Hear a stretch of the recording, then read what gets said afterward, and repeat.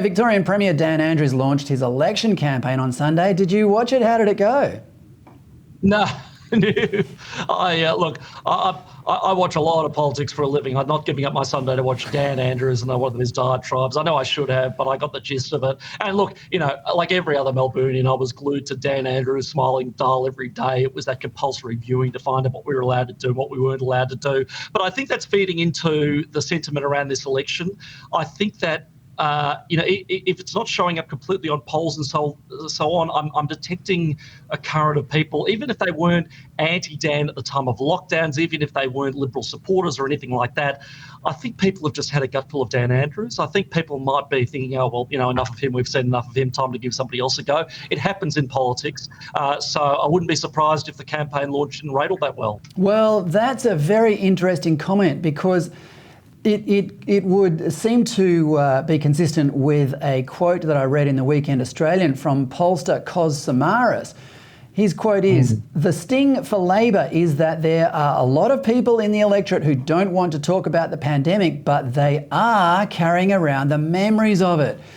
Now, I think this suggests there is a latent resentment towards Dan Andrews, which is reflected in what you just said, but it's probably quite widespread, don't you think?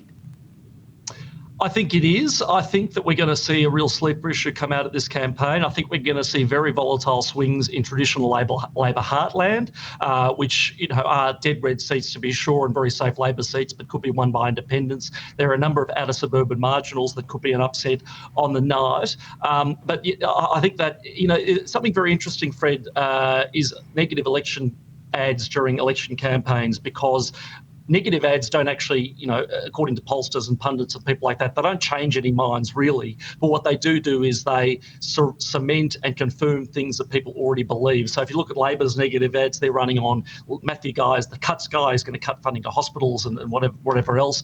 Whereas the coalition negative ad campaign is remember this November. They have zeroed in on the fact that even though we would like to think that the corona business is behind us, that we would like to think that this won't happen again, spoiler alert, it will, because governments will always keep the powers that they've given themselves under dubious circumstances. History shows us that.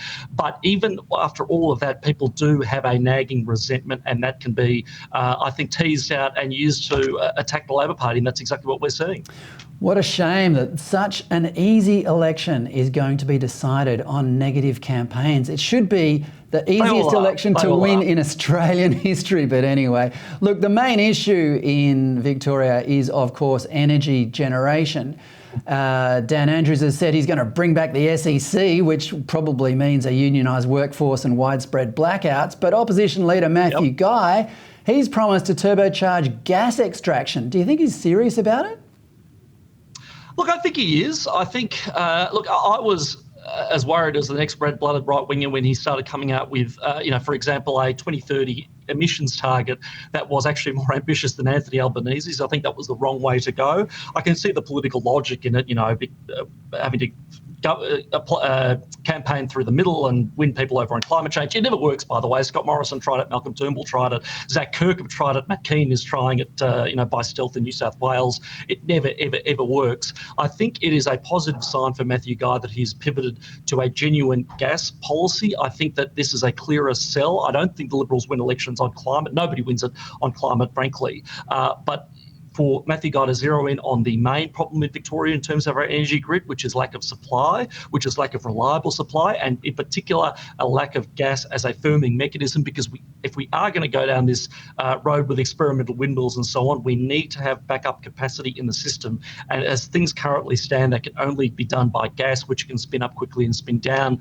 quickly as the need arises. I think Victorians are still shell-shocked from their gas bills over winter. I think that this is an area that's ripe for the coalition. I just hope they aren't getting into it too late.